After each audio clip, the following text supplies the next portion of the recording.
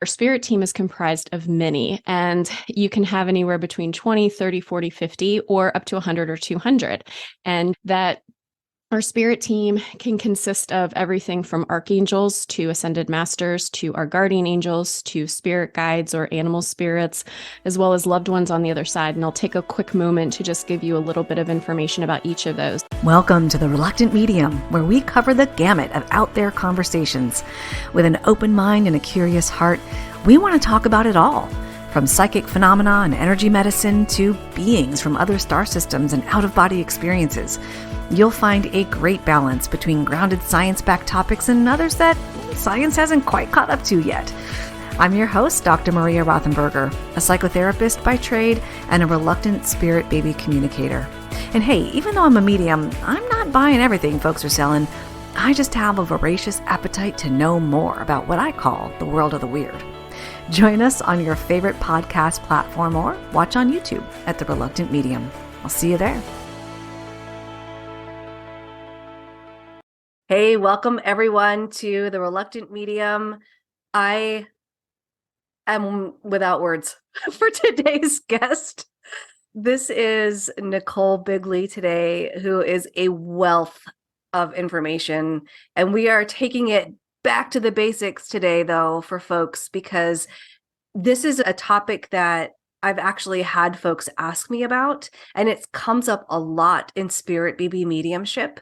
We're just going to be going to the basics around your spirit team. So like Spirit Team 101. And Nichole has co-written a book about angels and guiding souls from the other side that you're an expert on. And we are going to be exploring that. And I just read an excerpt this morning, so I'm still like glowing from the content. I'm like, I have to wait to get the whole book. This is amazing. So welcome, Nichole. So happy to see you. Thank you so much for having me. It's so good to see your face again and hear your voice. Likewise. We got to chat on your podcast, A Psychic Story, and what a great conversation. And I just mentioned to you that I've lost track of how many people are like, I heard you on A Psychic Story. So thank you for that. You're very welcome. Thanks for being on and for having me on yours. Looking forward to it. So just to start, can you say a little bit about who you are? It's all in the book, like your history, which was like, oh my God, I want to know more. But who you are and what you do and how you come to do this work and your podcasts and all that good stuff. Sure, I'll try and keep it short. So Nichole Bigley, and as Maria mentioned, I have a podcast called A Psychic Story. I also have two other podcasts, A Psychic Story Kids Edition, where the goal there is to help teens and children shift their vibration, and then Supernatural Matters, which I haven't published any content on there for a while, but it's one of my favorites because it dives into supernatural stories and asks people things like, do you think this is supernatural or natural or what? So those are my three podcasts. And in my spare time, no, actually my full-time job, I'm in PR, communications, and marketing. And I just really felt led to dive more into the spiritual because it's been a part of my life growing up.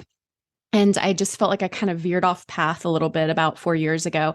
So doing the podcast really helped me to get back on track, so to speak. And then more recently, as you mentioned, I co-authored a book with Dr. Scott Guerin, which will be out this summer, called Looking for Angels. And he writes portions of the book related to science, religion, psychology, and he wanted a voice to share about the modern day angels and our spirit teams and guides and what are they and how do we communicate with them. So that's how we connected. And here we are today now talking about it on your podcast. Oh my gosh. Wait, but you have to tell the real story of how you connected.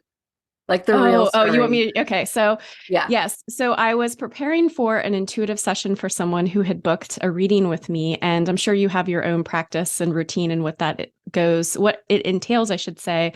And for me, I do prayer, a lot of prayer work, a lot of intention work beforehand. And I'm just starting to get information flowing and coming in. And in my right ear, I hear, you need to write about us. And it was because I was starting to take notes for this particular person and how they could connect with their spirit team.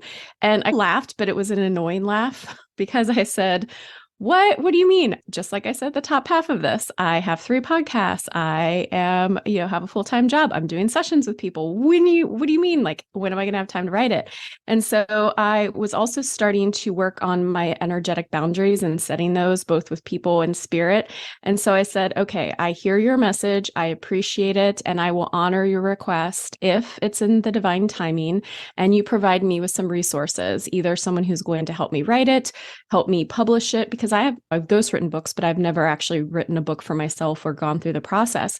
And so I'm not kidding, about 48 hours later, I receive an email from Scott or Dr. Guerin, and the subject was something like, I don't think you're going to read this or respond because you're busy, but I'm writing a book about angels, and I really would like someone to help me co-author it. And here we are today. And so what was happening on his end, and he'll tell you, is that he was at a conference in a spiritual event, and a psychic or medium came up to him and said, I've been staring at your booth and the fact that you're writing all these books, and you really need someone to speak to that other half of angels and provide that female voice, but also that modern day angel voice. And so he started researching and had been listening to the podcast. So he got a message from spirit a different way, literally 48 hours when I was receiving the message too, and they merged us together. And so here we are. But yeah, it was amazing. And I laughed when I got the email in a good way, because I was like, okay, so this is the divine timing. This is when it needs to happen. So Yeah, and you can't get a clearer message from your team, mm-mm, right? Like, mm-mm. hello, here you are. Okay, ask and you shall receive. Exactly, exactly. Right, what you needed, exactly when you needed it.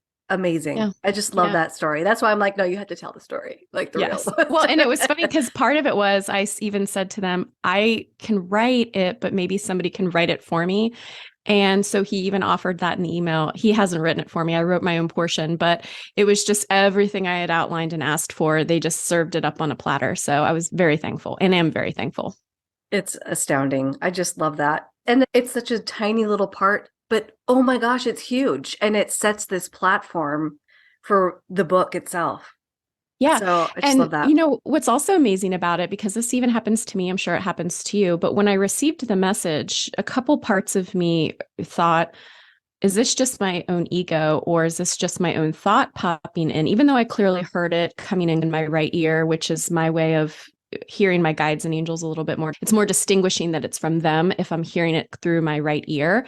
And I still questioned it. And I also was annoyed with them, because I said, here I am trying to get messages for this person, and it's a message about me. And so I was dealing in that moment of ego and a bunch of other things. And so we'll get into it in a little bit, but that's all the steps I would tell people to take, I took. And then, yes, the fact that they showed me, hey, this does actually work, and this is our point, and we're proving it, was also just such a gift. It's fantastic. And I love that you highlighted that, because here's someone who from birth, you remember your whole like birth story, your whole like when you were a kiddo before birth. That's all in the book too, folks. I'm just going to tease that a minute. But for someone who your whole life you've been tuned to the other side, to still question, I don't Yes. know, is this real? I think that is so delightful and wonderful and useful information for folks. Like, you're not going to be, I am amazing, perfect, 100% accurate, all that. Please don't do that. Anybody out there listening. You still have human experiences. And that is the perfect balance of why we came here, both being human beings and spiritual beings. So I love the dichotomy of it and the experiences that we have collectively. But you're absolutely right. So when I saw myself questioning, I had to laugh and go back to the tips and the points that I would normally recommend for other people. That's it, right? They're useful tools for sure. Well, let's get into it. Okay, great. Let's get into it. So, total basic, what's a spirit team? This is one of my favorite questions, and everybody may apply this or think about it a little bit differently, but this is what Archangel Michael told me. So for people who aren't familiar with me, since I was really young, Archangel Michael's been around. And whenever I questioned certain things, spiritual practices, whether I was a kid or growing up, I would tap in and ask him for direction. And so what he explained to me, and then as I've learned, as I've gotten older and read books and listened to people taken classes and courses and certifications, is that our spirit team is comprised of many, and you can have anywhere between 20, 30, 40, 50, or up to 100 or 200. And you're nodding your head, Maria, so you know this, that Our spirit team can consist of everything from archangels to ascended masters to our guardian angels to spirit guides or animal spirits, as well as loved ones on the other side. And I'll take a quick moment to just give you a little bit of information about each of those. So archangels are one of the closest vibrations or energy sources, what I call celestial beings, closest to God. If you don't want to refer to God as God, it could be universal source, whatever that is, but essentially life force energy that we all encompass and are made of.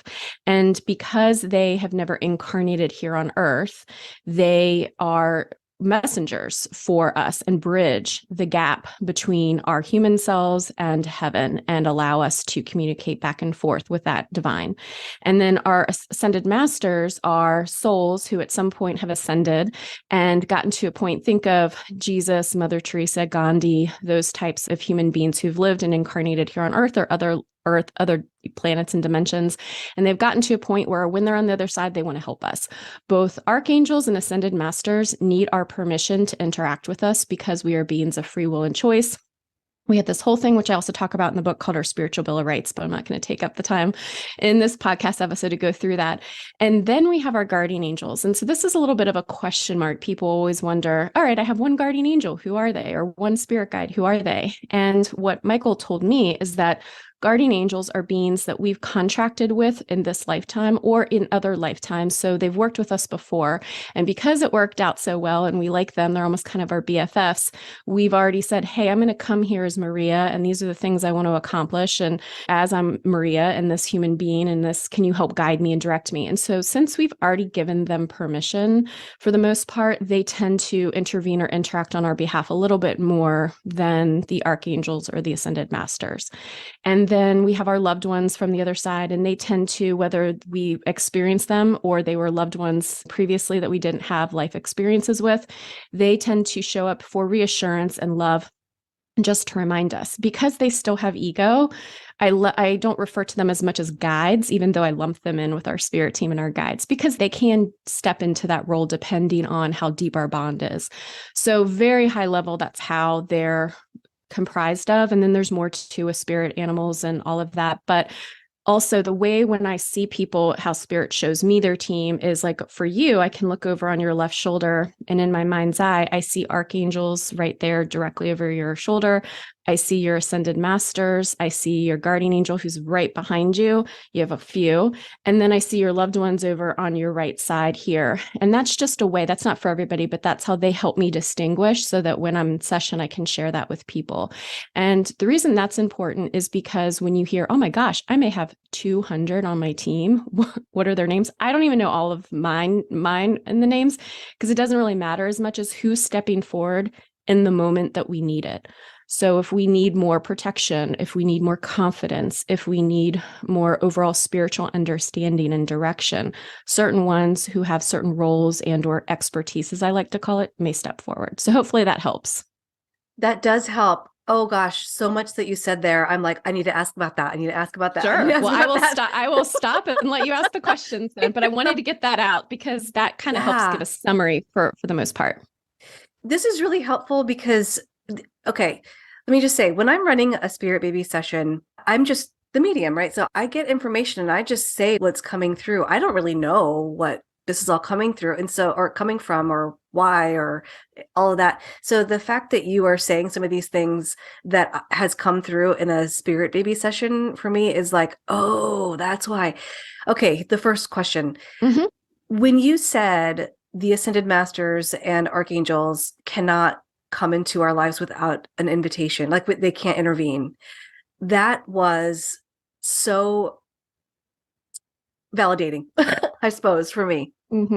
Okay, so you're saying the difference between those souls and a guardian angel is because the permission for a guardian angel is implicit.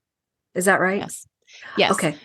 For the most part. So because my relationship with Michael has been so strong, and we can talk a little bit about how he showed up for me and how other people may experience their own team in a little bit. But I assumed he was my guardian angel, and I didn't understand until I got older when I was able to distinguish between certain celestial beings and energy that he was actually an archangel. So I just referred to him as my angel growing up. At first, I thought he was my boyfriend, didn't quite understand that. That's a whole nother story for another day. And then as I started to and realized the feeling that he provided and the energetic just level of vibration and frequency, I was like, oh, he's an archangel. And then I learned more and more and more about it. And so, yes, so our guardian angel can be any of those. But I came into this life with a contract with him in particular. He just happens to be an archangel. But most people have like a guardian angel, one in particular, or two or three. And yes, we've given them permission. But that's very important to the archangels and the ascended masters. They could be standing by, they're on your spirit team, but it's almost like a game of tag. If you haven't tagged them in and said, hey, tag, you're it, then they can't come and play in the game. Okay, I have a follow-up question to that. So this is from my own experience, but I feel like others may have this too. I wrote in my email back to Scott, Dr. Guerin, that I was shocked that he wrote about Metatron, because Metatron has been coming up for me in the last 2 years or so. So my question is, A, what do I do with that? But B, can archangels and ascended masters, can they like alert you to their presence? Okay, Yes. why do they do that, and how? And Well, it's to alert you so that they're like, tag me in. It's to say that they're around, and so that you start to become familiar with how they might get your attention, and to give you that message. When I say message, it could be a color, a feeling, a sign, a feather, all of the things of where I'm sure a lot of people are getting signs, numbers, repeating numbers. But for the most part, big ones, when I say big ones, the archangels or the ascended masters, that's, and a Metatron for you in particular, is because there's a little bit, probably something bigger that you need to work on, whether as a light worker or professionally or personally in your life. And so that's why it's great to figure out kind of who they are. Now, Michael has always told me, it's really not important. And I call BS on that, because it is important as human beings for us to understand who they are and why they're interacting with us. And it just helps, at least me in particular, my brain, figure out who they are, how they're showing up, and all of that. And so for you with Metatron, Dr. Guerin wrote about this in the book in a whole chapter, is that Metatron tends to be more about sacred geometry, math, sacred magic, divine energy. He bridges, in my opinion, some of the more science and the supernatural and the spiritual. And so if he's showing up for you, it's probably taking a little bit, what I'm hearing is a deeper dive into what's the medical meaning of certain things and the spiritual meaning, and allowing him to work with you to be able to direct you and guide you on what that means for you as a practitioner, but also for people that are probably coming to you for help. yes, I feel like that's where it's headed. And certainly we can get deeper into that. But I'm wondering about other folks too, if they get messages like that, or signals or awareness that an ascended master or an archangel is showing up.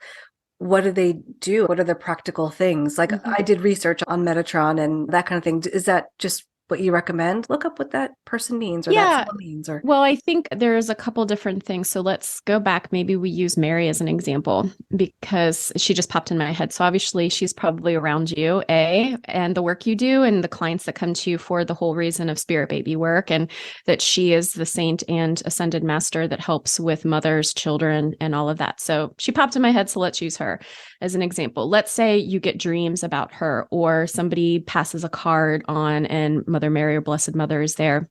Maybe there's something else that's popping up, and there's just a repeating message of, somehow I know Mary or Blessed Mother Mary is around, but I don't know what she's trying to tell me or why. The first thing is to acknowledge that you're receiving a message from someone or a spirit on your spirit team. And then that is your opportunity to say whether or not you want them to continue to work with you or engage with you. And so what I normally recommend to people is to acknowledge and say thank you, and then give them permission. So one of the ways you could do that is saying, thank you, Mother Mary, for making yourself known, coming into my life. I would like to work with you for my best and highest good. And that's really all you have to do. That's opening the door. That's giving permission.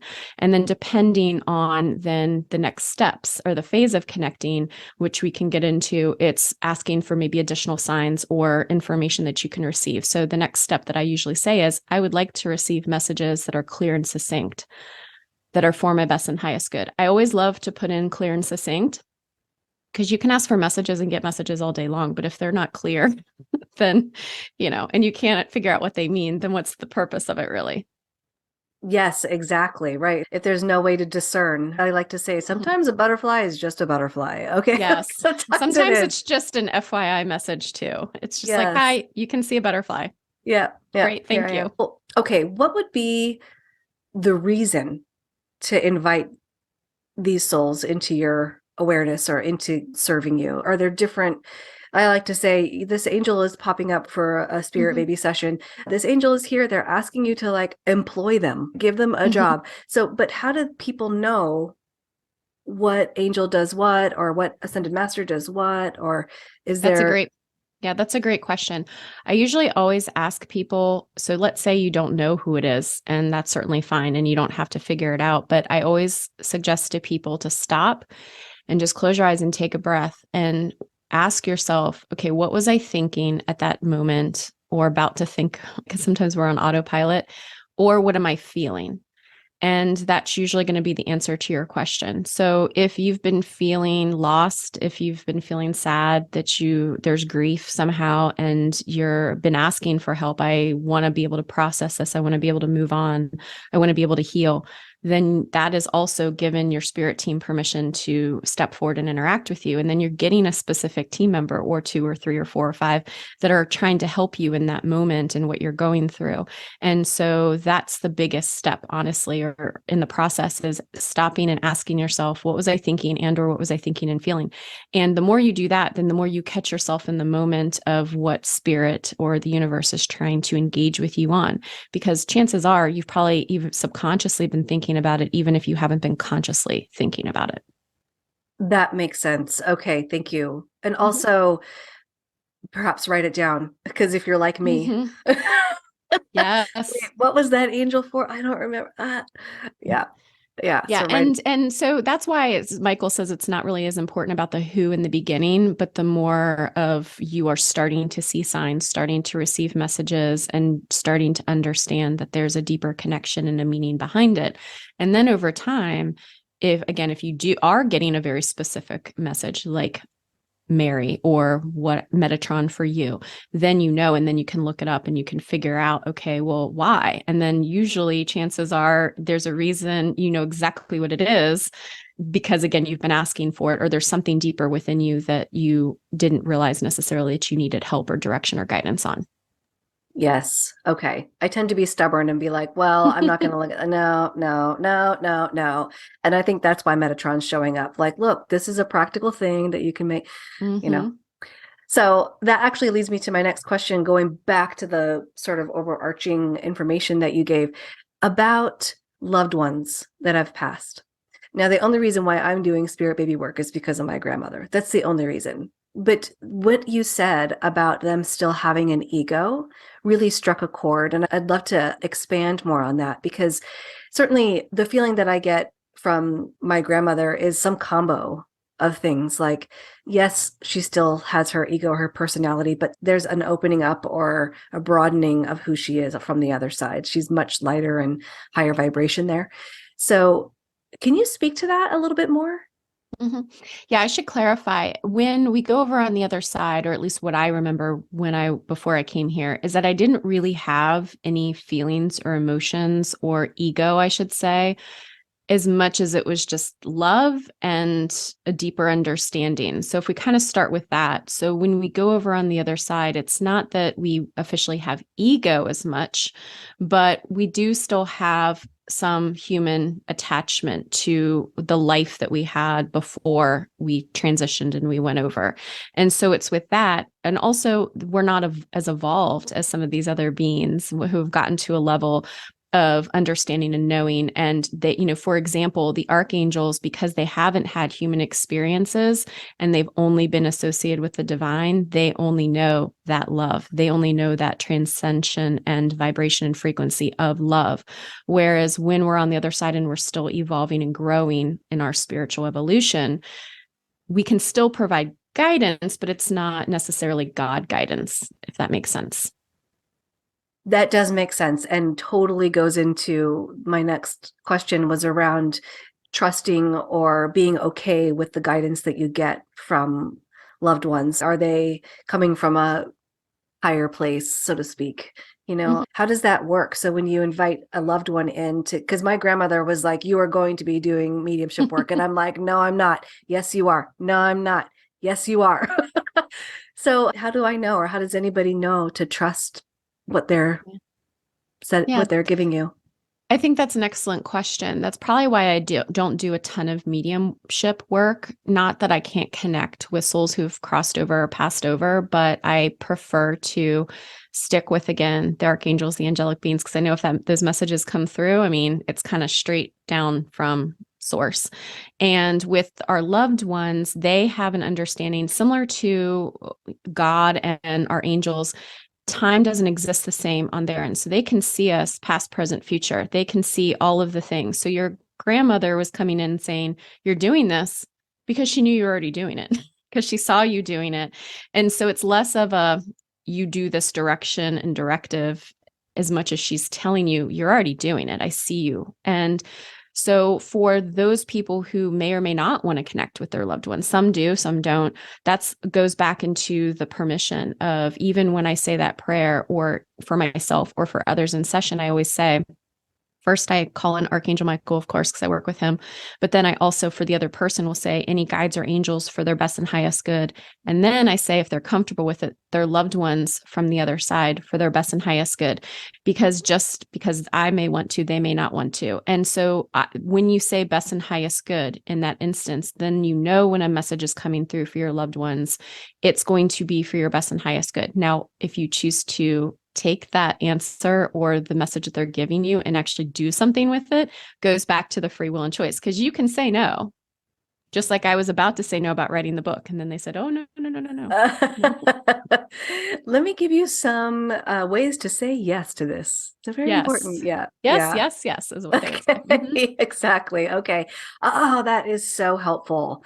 Yeah. Okay. Right. That makes sense because time is very different. So, right. Mhm. It's not a directive. It's more like this is already happening, like right now. I already see you doing it. You're already Yes. doing it. And you're saying no. And she's saying yes, Yeah. no, yes, Actually, no. yeah. Yeah. Mhm. Yeah. Okay. Wow. This is very helpful. Okay. So now how do folks, you said there can be up to 200 individuals or maybe even more, I don't know, but that are guiding folks. How do folks, okay, this is where I'm coming from with this question. I did a training where I sat with somebody who in that program who helped me identify guides where they physically were in my aura, their names and their jobs. And it was a cool exercise. And I didn't know from your perspective, how does that is that how you suggest folks identify some of their guides or team? Or how do you suggest people go around doing that? I mean, if it's for someone and they want that level of information, I think it could be absolutely helpful. For me, I tend to get overwhelmed with too much information, which is why, and probably, and you're shaking your head, especially as we are psychic and mediums, when information's coming in, it's like, okay, I have to distill and distinguish what's going on. So for a lot of people, if that's resonating with you, I would say go for it. For me, that's why I suggest, and in my personal life, why I suggest people just start to pay attention a little bit more about what's going on in their lives and asking through prayer or through intention for that engagement, because then you will get the ones that need to be the strongest for you stepping forward. So for example, we'll use you for Metatron, and we've already talked about it. He's coming through because you're probably asking for more logical ways to, or applicable ways, I should say, for your clients and for the practices. And so again, he's balancing that out. So he's going to step forward for you. And as you ask and the spirits on your team engage, then you can start to put the pieces of the puzzle together. Yes, I don't know all 200 on my team, and it's with no disrespect. It's not that I don't want to know. It's just that if they don't have a role in that moment in my life, then it doesn't matter, and it changes.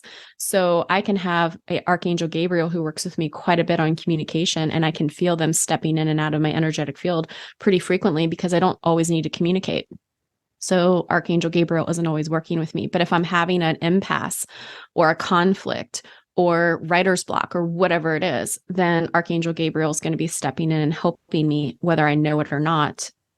So hopefully that helps answer your question a little bit. Yeah, it does. Sometimes I'll have a guide pop in she's my like playful sort of guide. And when she pops in and with her little hand on her hip, it's my signal to lighten the frig up, Maria, lighten up. So, okay. Yes. All right, I'm lightening up now. I'm playing with my kids more. Okay, thank you. Life doesn't have to be so serious. It doesn't, but this is how I roll, right? I like practical things, and this is probably why Metatron's showing up, because I want to know precisely and what's, the plan for this, and yeah, my Taurus self. So, okay. So, there was a question that popped in my head around guides, and I think I'm going to have to get back to it because it just slipped my head. It's okay, but I'll add to it because Yeah. this might be what it was. So just to kind of take a couple steps back, if you're wanting to connect with your spirit team and you're wondering, one, who they are, you don't necessarily have to worry about that right now, but you can say a prayer of, again, calling in my angels and guides, asking them to connect with me for my best and highest good, asking to receive messages that are clear and succinct, yada, yada, yada. When you then receive those messages, and this is where I feel like you were probably going with the question, and you're not even sure if it's a message like the butterfly or not, I always like to tell people to then say, thank you for giving me this message. And also for making me, or if you have a moment of doubt, that I'm doubting it and kind of laughing about it a little bit, like I did in the beginning part of the episode where I told you. And that gratitude is going to cut through that doubt, through maybe that fear or anything else, and put you back in a vibration frequency that allows you to stay on that same channel with your spirit team. The gratitude also in recognizing and receiving that message gives them permission to continue to interact with you. So I don't know if that was your question, but Helpful. That's what I felt led to add to. That's perfect. And actually, no, there was a different question then. It just came into my head, but It's related. It is related. I bought some time for you. Yes, thank you. Thank you. I know I was all distracted by this other stuff. It's so great. There's so much to know. And I'm like, there is. How much time do we have? So we have 5 hours, right? Yes, of course. Yeah. I have 5 more hours left on this beautiful day. Okay, so here's my question. And again, this is personal experience, and this is probably like the next level, a little bit more than like the basic stuff, but I would love to have people know sort of potentially what's on the horizon. I was in a meditation once, and I had a new guide pop up for me. And he's lovely and wonderful, but I actually legitimately, he told me that he's my new main guide. I was legitimately grieving for the previous guides that I had. Does that happen often? And what is this thing? Like he said, you're ready to move up, or you're ready for me to pop in. What is that? And where do the other guides go? Is that a thing? Oh, that's such an awesome question. No one's ever asked me that before. However, I'm going to answer that and then get back to the original question you had. I was told when I was getting my Reiki Master certification that I could fire my guides and hire all new ones.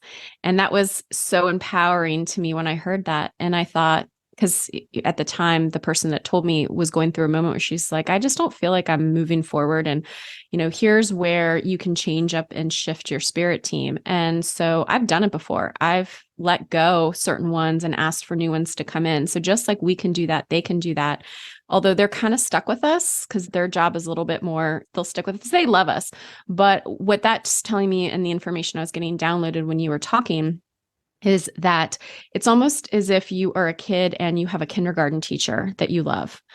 Once you graduate kindergarten and you're going to the next grades, your teacher at that next stage is going to have different knowledge and different advancement for what you need. So it's not that they go anywhere. You can still tap into your prior spirit team members and they can still support you. But as far as you leveling up and what you need to learn, or even think about the energy, the vibration frequency that certain, again, spirit team members exude, that is also what you need in your vibration, your frequency, all of that. So that's why.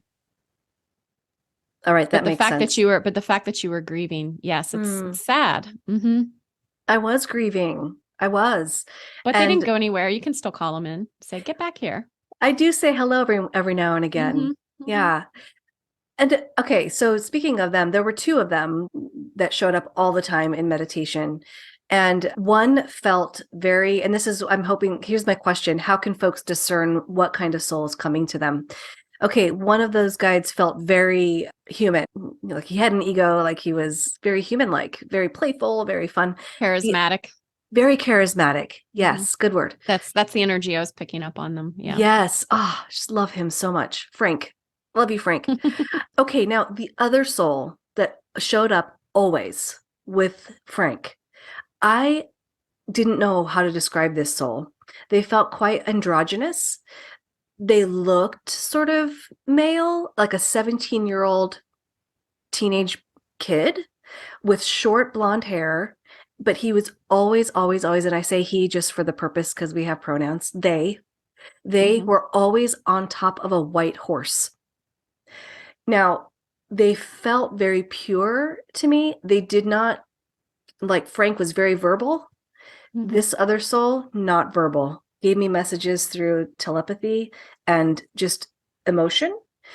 How is that a guide? Is that an angel? Like, how do we discern who's who? This is when it gets tricky. Yes. So that's why. So I guess let me try and see if I can explain this.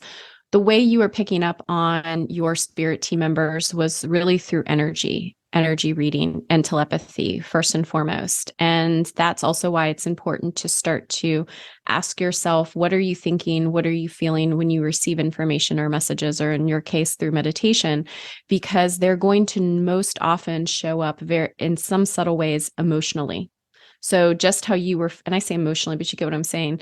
Did you feel fun when Frank was around and joyful and playful? And then the other one was a little bit more peaceful and quiet. By the way, I got the word in my mind when you were talking, centaur, which is what I Oh, think. And this is where I'd have to do research because I don't know all the things. Like you were saying, there's so much to learn and grow about it, but there's so many different other beings out there and souls and how they interact with us and work with us. And so archangels is being one of them.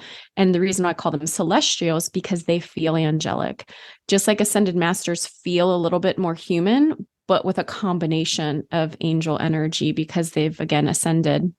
Guardian angels feel more guardianship like in the sense of groundedness and directive presence is usually how they show up for me. But again, they're all different depending on who it is and what the being is. Loved ones have more personality like humans, which is probably what Frank was more of, probably had some human life experiences here.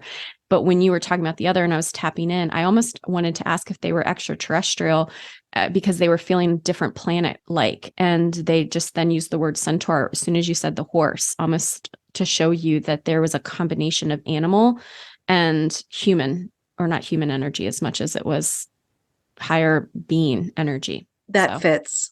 That mhm. totally fits. Okay. Thank you for that segue, Nichole, because I know where you're going with this one. you know exactly where I'm going. Okay, so, and I know that you've already said I'm not an expert on this, but right, there's so much to learn.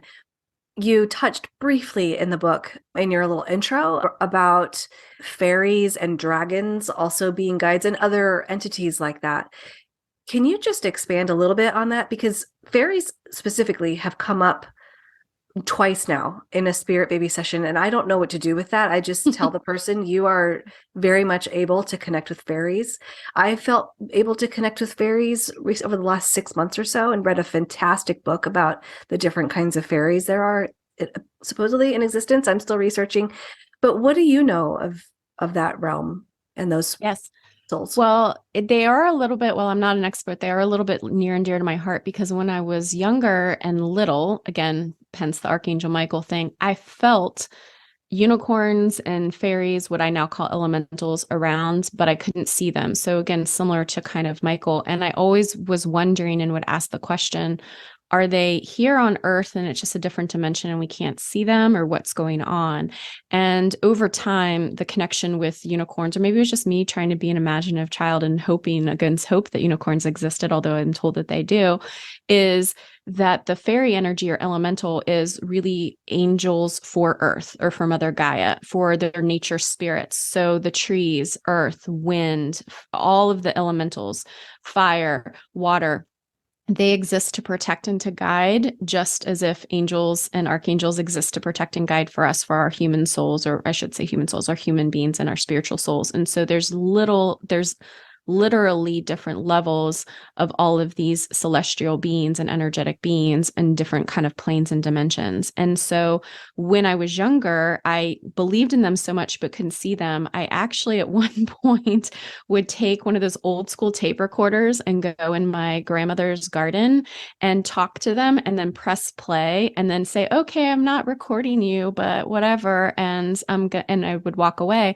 And one time I caught, when I came back, I heard whispering and I heard, she left. She stepped away. We can come out now. And then, so I had proof. I have no idea where that tape went, of course, because it was when I was like 5 years old or something. But I heard that, and maybe I heard it more in my, my psychic senses than actuality, but I know that they exist. And so people who have elemental energy around them are usually going to be more, have a pull and a stronger connection to earth, to nature, to wanting to help the environment, they may feel more grounded when they do more things in nature, whether that's hiking, all of that kind of stuff. But also fairies and elementals can come up as guides as well, depending, especially if you have had a past life or a previous life that you dealt with more. So think of the Druids. They tended to have a lot more of a connection to earth and through ritual and all of that.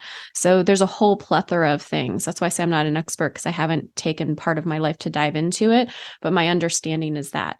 Now, on the dragon side of things, this kind of threw me for a loop when I was going through my Reiki healing for other people, because you have to have so many levels to get attuned and to get your certifications. At one point, someone was working on me, and as I was with my eyes closed, I could see this dragon in my mind. And it kept popping up when I would either work on people or when they would work on me. And I never said anything to anyone. Fast forward, another Reiki master was working on me. And then I also did some deep hypnosis. And twice during those sessions, the same dragon popped up, but the person told me they saw it. And that was the first time I was actually able to have that validated, because I hadn't told anyone. And since then, what I've found, and that's why Game of Thrones and other things and, all this lore, dragons also, one, I feel like they did truly exist, whether they were, dinosaurs or whatever, but there's also that magical essence and energy where they're protectors of different realms and dimensions. And they also tend to protect light workers and people that do this work moving forward. And it's just taken me a little bit more time and research to understand that. And it just kind of blows my mind, because there's so many things out there that I personally don't know and haven't experienced, but I know others have. Oh my gosh, that's completely fascinating. When you said that they feel that there's a lot of protection energy around them, to me, they feel really, it's weird kind of to say, but they feel very maternal. Like they just feel Yes. very, yeah, like you're going to threaten my baby? Nope. Yeah. Mine. Yeah. Well, there's a book out there which it kind of blew my mind. It's called the Sophia Code, and blanking on the author's name, but it's an international bestseller. You can go out and your listeners can get it and read it. But in there's a specific one about the Sophia dragons. Sophia is another word for God. It's more of a feminine God, and the dragons protect God or Sophia, and people who are light workers and doing God's work or Sophia's work are also protected by dragons. I had never heard that. And I'm not trying to say that from not being a humble place.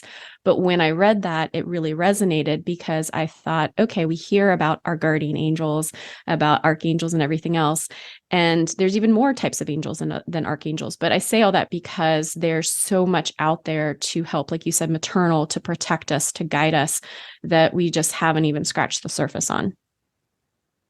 No, speaking of not scratching the surface, podcast episodes are so short. What are some final things you would like folks to know about guides and angels, their team? Let me just be quiet here for a moment and see what else they want to say. Okay. They did want me to say that if you are listening to this episode and you're wondering, I haven't had an experience with someone on my spirit team and I don't feel special, or I want to have that connection, I want to have that. It's all possible. Every single one of us not only has our spirit team members, but has the ability to connect with them. And they said, really, it's just to, again, close your eyes, take a breath, and remember that our intuition is instinct. And our intuition is how our guides and angels connect with us. We often think that it is through things like feathers or butterflies or coins or repeating numbers. That, again, is, speaking of scratching the surface, just the surface part of it. The biggest way is through that energy and allowing you to know that they're present. So if you're feeling, again, sadness, grief, whatever that thing is, but you want to feel happy, or you're feeling lost and you want to have guidance, just knowing and understanding through your intuition that they're connecting with us that way, and sometimes it is very subtle, is the key and is that first step in the bridge of working with your team. Beautifully said. I just want to piggyback a little bit on that, because when you talked about being a little kiddo and wondering about unicorns, I feel here's what the research says about the way that kids' brainwave activity works. It is in that theta brainwave state, and they use their intuition through imagination. Yes. So please, folks, use your imagination. Use it as a beautiful tool. It's necessary. Nichole, thank you so much. I really appreciate you. Thank you so much. Can't wait for the book to come out. It's this summer. Yeah. Is there a specific date? So the specific date is about ready to come and pass. So I'm not going to say a specific date, but definitely this summer. I would say probably closer to the July timeframe. But there's a book website, lookingforangelsbook.com, where you can go and then you can sign up to receive the information for when the book drops. And as I mentioned, Scott and I will be more than happy to send you a copy of the book so you can read it as soon as it's available, maybe give you an advanced read. That would be amazing. I would feel so lucky. So that is summer 2023 for folks listening to this in the future. And I will, of course, link up the book website and all the good stuff, all the things, so folks can find you and read the book, listen to you on your podcast, and of course, Scott as well. So, all right. Thanks so much, Nichole. Thank you so much for having me. I'm hoping you got a useful nugget or two from today's podcast episode. May you be well, and I'll see you next time.